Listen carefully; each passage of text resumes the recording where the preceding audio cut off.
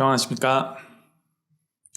오늘도 우리 삶의 주인 되시고 우리와 늘 함께 하시며 어려움 가운데서도 우리를 건져내시는 그 하나님의 은혜에 기대어서 오늘 하나님께서 주신 말씀 통하여서 또 하나님의 살아계심을 깊이 되새기는 시간 되기를 주님의 이름으로 소망합니다.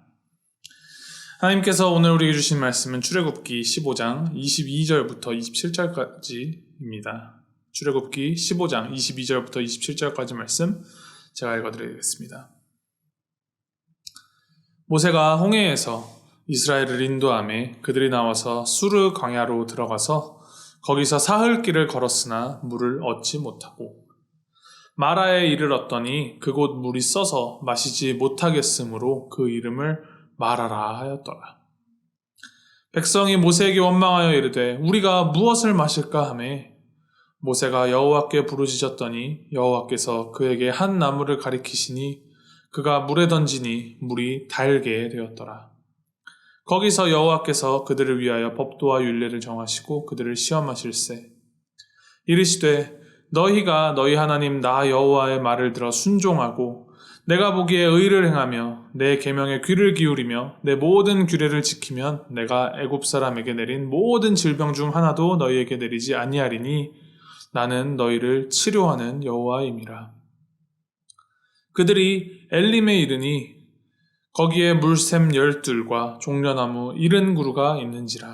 거기서 그들이 그물 곁에 장막을 지니라. 아멘. 이제 홍해에서의 놀라운 은혜를 체험한 이스라엘이 이제 하나님의 인도하심에 따라 광야로 들어갑니다. 그렇게 이제 3일 길을 걸어가는데 문제에 봉착합니다. 물을 얻지 못한 것이죠. 사실 3일간이나 계속하여서 그 뜨거운 광야를 걸어가는데 물이 없다라는 것은 사느냐 죽느냐가 걸린 정말 어마어마한 문제입니다. 3일 동안 음식을 못 먹어도 살 수는 있는데 3일 동안 물을 마시지 못하면 더 이상 살 수 없는 것이 우리 인간이죠.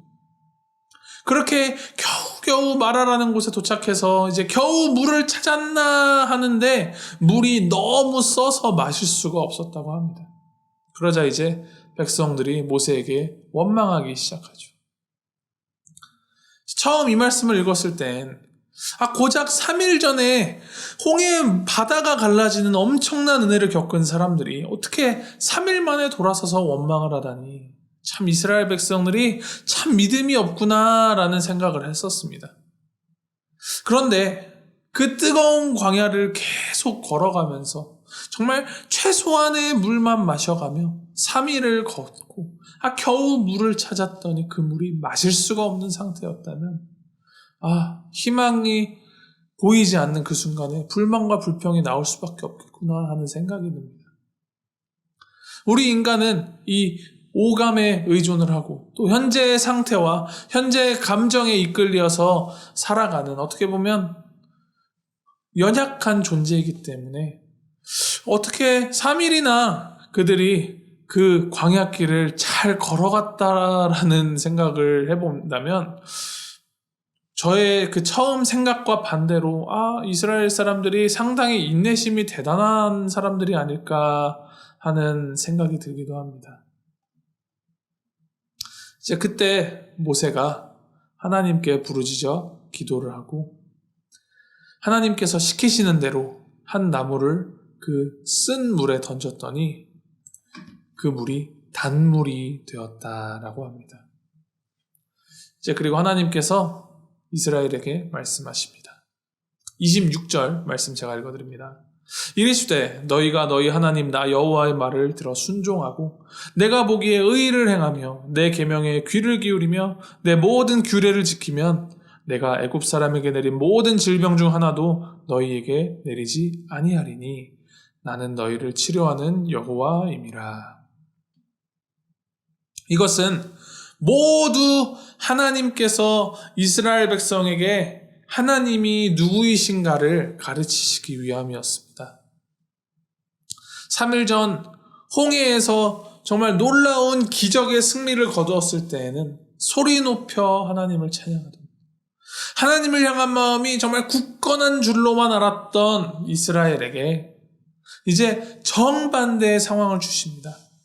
그리고 그들의 부르짖음에 하나님이 그 어려움을 해결하여 주십니다. 이 상황을 통하여서 하나님께서는 이스라엘에게 어려움과 고난이 따르는 정말 목숨이 위태위태하는 그런 바닥을 치는 상황에서도 하나님의 말씀을 지키고 하나님을 따르기를 명령하시고 요구하시는 것입니다. 하나님께서 이렇게 말씀하시는 것입니다. 너희가 믿고 너희가 따르는 나 여호와 하나님은 너희 문제들 다 해결해 줄 수 있다. 내가 너희를 지켜줄 것이다. 나를 믿어라. 나를 따르라. 나의 말씀에 순종하라.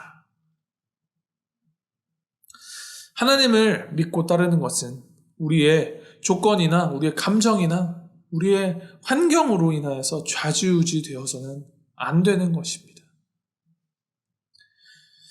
그러한 믿음은 이제 예수님의 비유에 따르면 모래 위에 집을 짓는 자인 것이죠. 모래 위에 집을 짓는 것은 쉽고 빠를 수 있습니다. 그러나 조금만 흔들려도, 조금만 비가 와도 주춧돌이 없는 그 믿음은 무너지게 되어 있습니다. 우리의 믿음이 반석 위에 집을 짓는 자들과 같이 되기를 소망합니다. 반석 위에 집 짓는 것 정말 매우 어려울 것입니다. 아주 힘이 듭니다. 노력이 따릅니다. 그러나 그렇게 지어진 집은 반석이 흔들리지 않는 한 그 위에 지어진 집은 견고하게 서 있을 수 있습니다. 그것은 그 집이 튼튼하기 때문이 아니고 그 집이 서 있는 반석이 튼튼하기 때문입니다. 우리가 진정으로 하나님을 믿고 따를 때 하나님은 우리의 그 모든 것을 돌보아 주시고 마라의 쓴물도 단물로 바꿔주시고 모든 방편으로 우리를 지켜주시고 인도하여 주시는 하나님이십니다. 그 능력의 하나님, 크신 하나님, 그 하나님을 기억하면서 하나님께 순종하게 힘쓰고 하나님 따르기에 힘을 다하는 하나님을 향한 올바른 믿음, 굳건한 믿음으로 매일매일을 살아가는 우리 모두가 되기를 주님의 이름으로 축원합니다. 우리 함께 기도하시겠습니다. 하나님 아버지, 우리가 가난하거나 부하거나 강하거나 약하거나 그 어느 때와 관계없이 우리와 함께하여 주시는 그 하나님의 은혜 감사드립니다.